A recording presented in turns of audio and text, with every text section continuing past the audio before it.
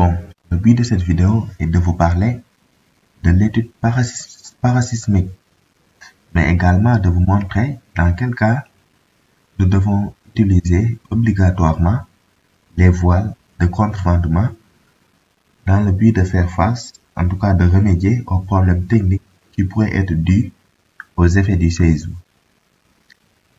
Généralement, beaucoup de techniciens pensent que lorsque la hauteur du bâtiment devient de plus en plus importante, nous devons mettre en place les voiles de contrevendement. Bien vrai que c'est un critère important, mais ce n'est pas le seul critère sur lequel on devrait en tout cas se fier avant de juger nécessaire de mettre en place les voiles. Ce n'est pas le seul critère sur lequel on devrait se fier. Il existe d'autres critères. Et pour avoir une maîtrise sur ces critères-là, sur les procédures à utiliser, il faut se conformer à l'Eurocode 8. Il y a également des normes de calcul établis par l'Eurocode 8. Là, qu'est-ce que nous dit l'Eurocode? On nous dit que pour faire l'étude parasismique sur le logiciel robot structural analysis, il faut déterminer d'abord la période, c'est-à-dire la valeur de la période obtenue par calcul et à travers le logiciel, c'est-à-dire la valeur de la période que nous avons obtenue sur le logiciel. Il faut déterminer cette valeur-là. Et il faut comparer cette valeur avec la valeur de la période empirique. Et trois conditions vont se poser. Premièrement, si la valeur de la période obtenue par calcul sur le logiciel est inférieure à la valeur de la période empirique, la structure est visible. Deuxièmement, si la valeur de la période obtenue par calcul sur le logiciel robot RSA, c'est-à-dire robot structural analysis, est comprise entre la valeur de la période empirique et à 30% de la valeur de la période empirique, dans ce cas, la structure est rigide mais a une certaine flexibilité et souplesse. Troisièmement, ou même dernièrement, si la valeur de la période obtenue par calcul sur le logiciel robot structural analysis est supérieure à 30% de la valeur, à 30% de cette valeur-là, de cette valeur de la période empirique, dans ce cas, la structure est flexible. Et le cas conseillé est le deuxième cas. L'ingénieur doit tout faire pour se trouver dans le deuxième cas.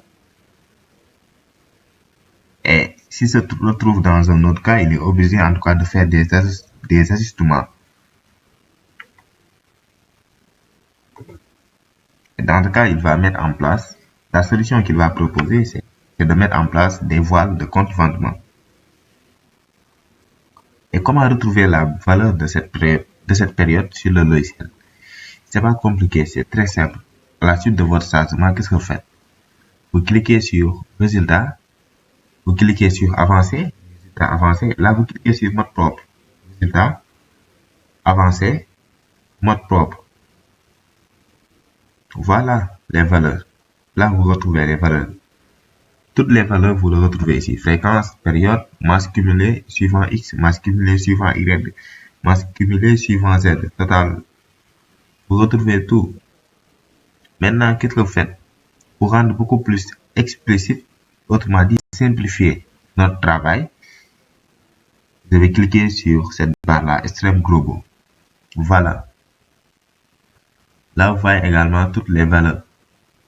Et je clique sur cette barre pour sortir. Maintenant, j'ai bien retenu la valeur que j'ai obtenue par calcul sur le logiciel. J'ai obtenu 0,85 comme période. 0,85. Maintenant, je dois comparer cette valeur avec la valeur de la période empirique. Comment retrouver la valeur de la période empirique? Là, il faut faire des calculs et il faut se conformer aux normes établies par l'Eurocode 8. C'est juste l'application des formules. Là également, il y a trois formules et on doit prendre la valeur minimale entre ces trois périodes trouvées. Entre ces trois périodes que nous allons trouver à la suite de l'application de ces formules. Premièrement, on nous dit que la période est égale à C fois H à la puissance 0,115. C, c'est juste un coefficient établi, fixé en fonction de la nature de votre bâtiment, c'est-à-dire en fonction de l'usage. Le bâtiment peut être à usage d'habitation, ça peut être à usage service, ça peut être à usage locatif. Maintenant, C, il est fixé en fonction de l'usage de votre bâtiment. Et pour connaître sa valeur, il faut se référer aux normes fixées par le code 8. C'est-à-dire il faut avoir ce document à côté. P2 égale 0,09 fois H sur racine de Lx. P3 0,09 fois H sur racine de Ly. Et H c'est la hauteur du bâtiment. H c'est la hauteur du bâtiment. Donc la période, elle est calculée en fonction de la hauteur du bâtiment. Donc, autrement dit, la période est fonction de la hauteur du bâtiment. Cette période-là, elle est fonction de la hauteur du bâtiment. Voilà.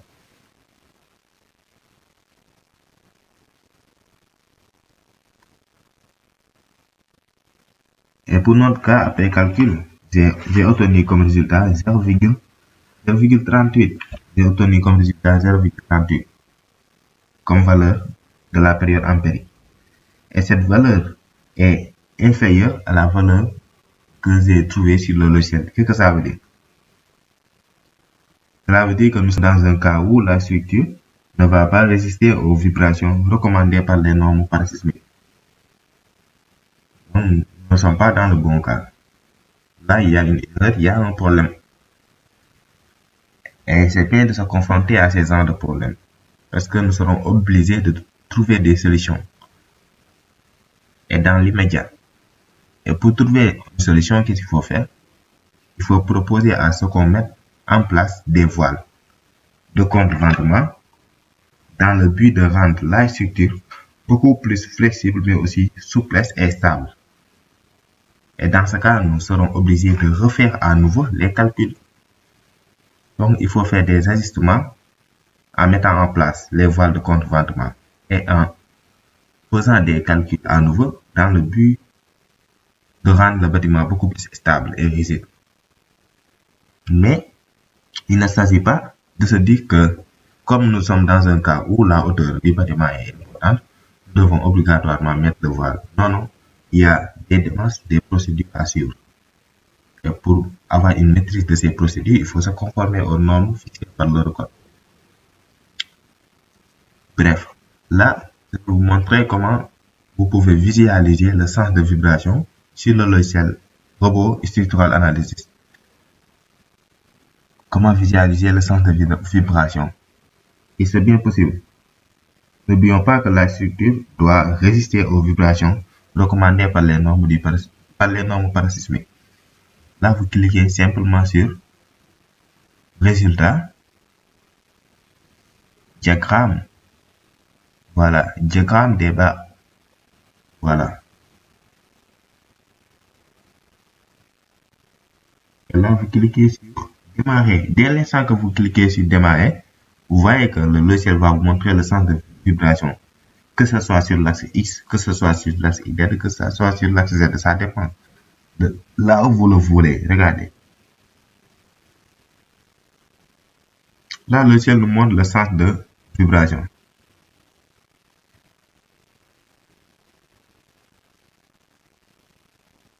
Là, le logiciel nous montre le sens de vibration.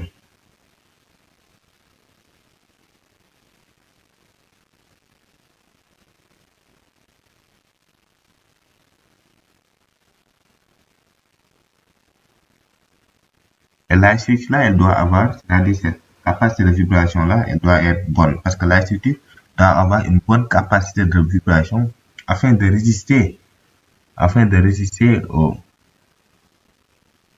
problèmes qui pourraient être liés à des effets sismiques. C'est-à-dire que la structure doit résister aux vibrations recommandées par les normes parasismiques. Là, vous voyez bien l'animation. Je clique à nouveau. Voilà. Et on peut changer de mode. Là, pour changer de mode, il faut venir ici, vous cliquez le mode, le type de mode, et vous appliquez, vous démarrez à nouveau. cette façon, le logiciel va vous montrer à nouveau le sens de vibration, que ce soit sur l'axe Y comme sur l'axe X.